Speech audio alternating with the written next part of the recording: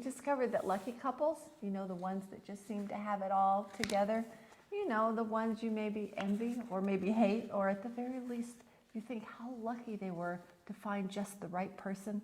Well, I've got news for you. They have what they have because they do what they do.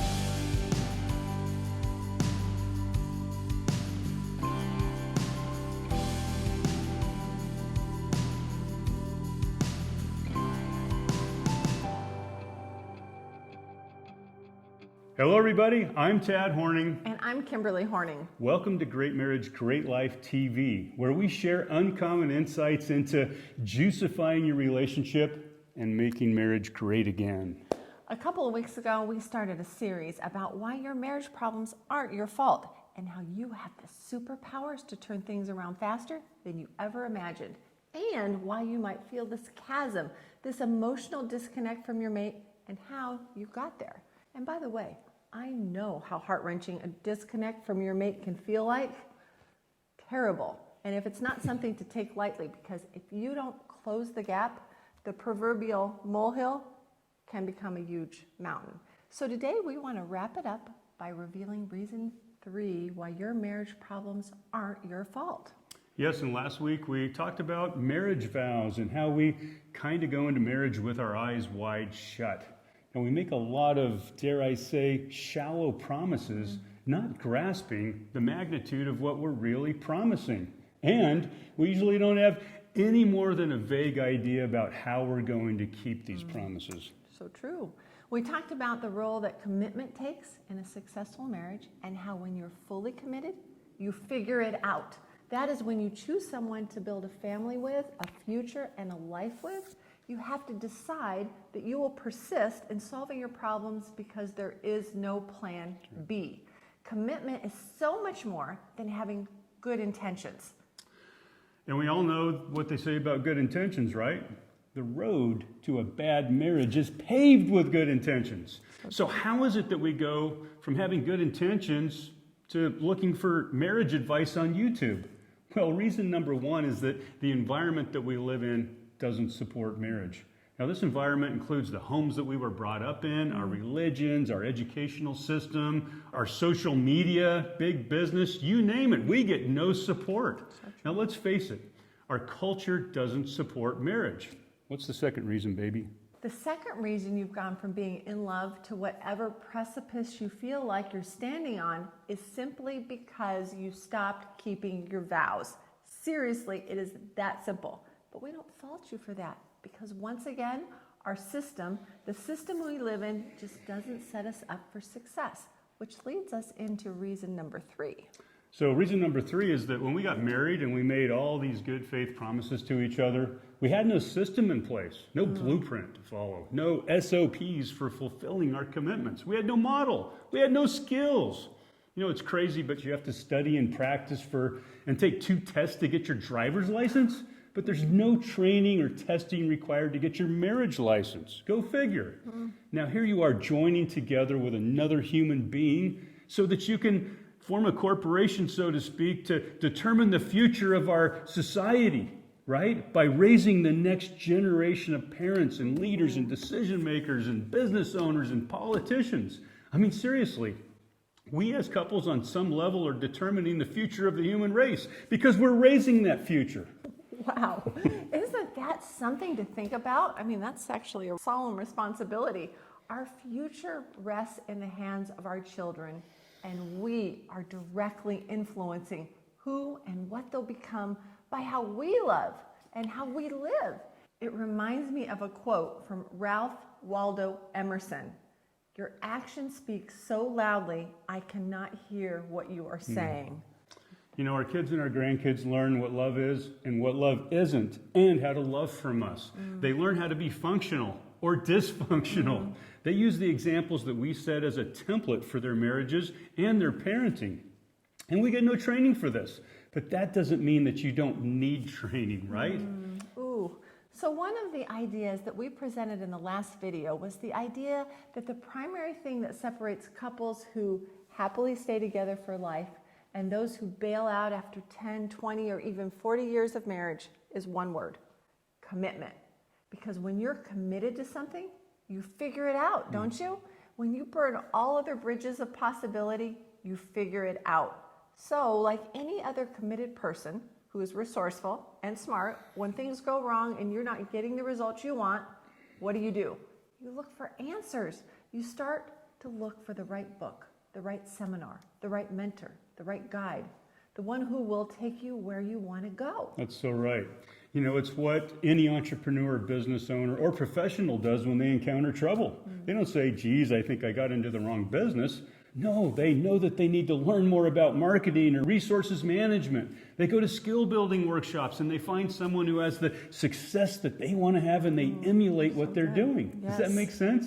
Now that's why Kimberly and I got into this. We were committed to our marriage and to each other, but we had our problems just like everybody else.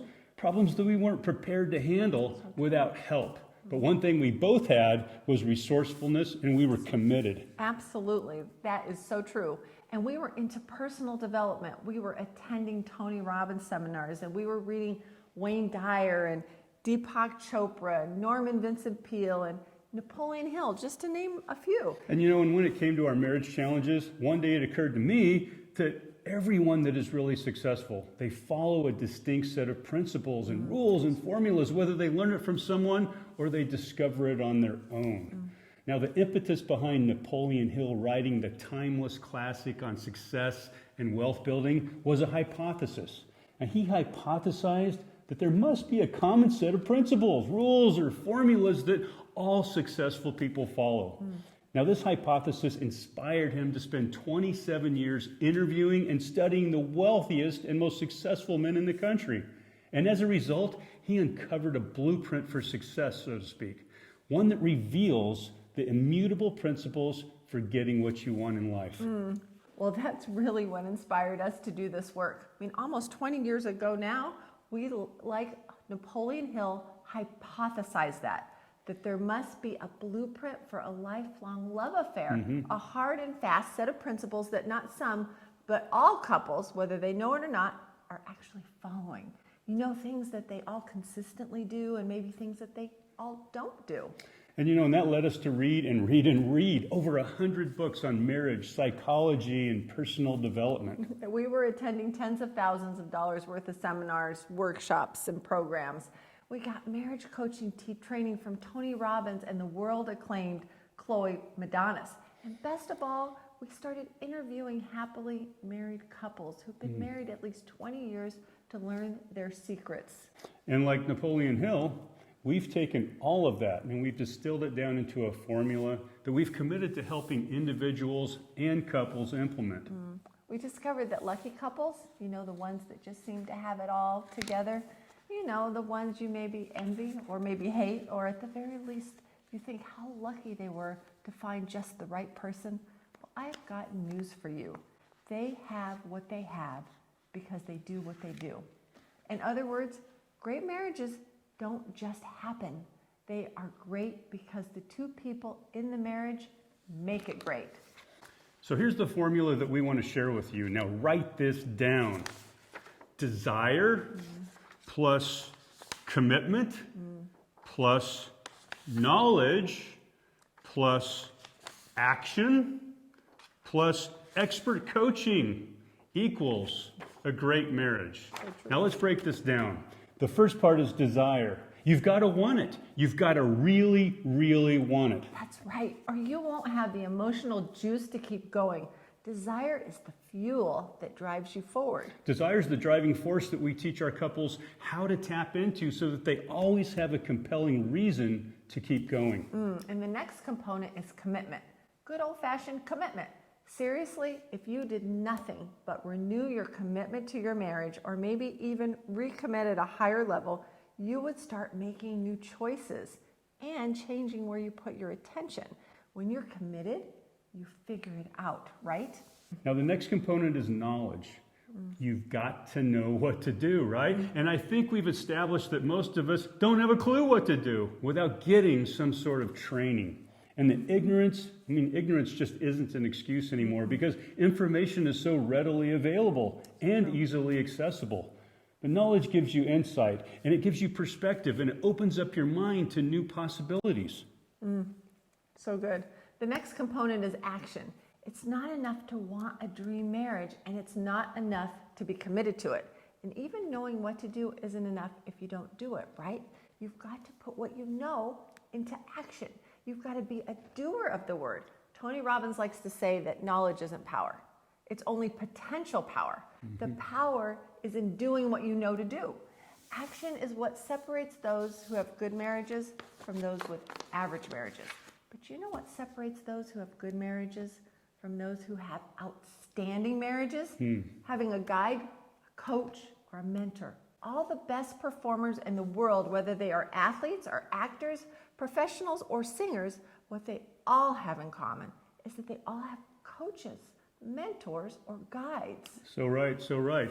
I mean, anyone who's had a personal trainer in the gym, you know that without their guidance and motivation, you tend to gravitate to the exercises that you like and avoid the ones that you really need. Can you relate? You just don't push yourself to the next level because growth comes when you go outside your comfort zone, right? So we just want you to take a close look at this formula and ask yourself, what is missing in my approach to my relationship? And what can I do today, I mean right now, to complete this formula? And by the way, we're assuming that there's love, that you still love one another. You don't have to be in love, but then it's all pointless if you don't love each other. There has to be love. I don't think you'd be here right now if there wasn't. So true. So don't get hung up on how bad things might be or how wide the chasm might feel between where you are and where you want to be. It's all an illusion. You've just got to implement this formula. Now, what we want to leave you with today is hope and assurance that you can turn your marriage around. It's just a matter of knowing what to do and then doing it. Now, if you've gotten value out of this video today, please share it with a friend. Give us a like below and leave us a comment. We love your comments. Until next time, live fully, love without limit, and act like the person who already has the marriage of their dreams. That's right. Till next Thanks time. for being here. Thanks.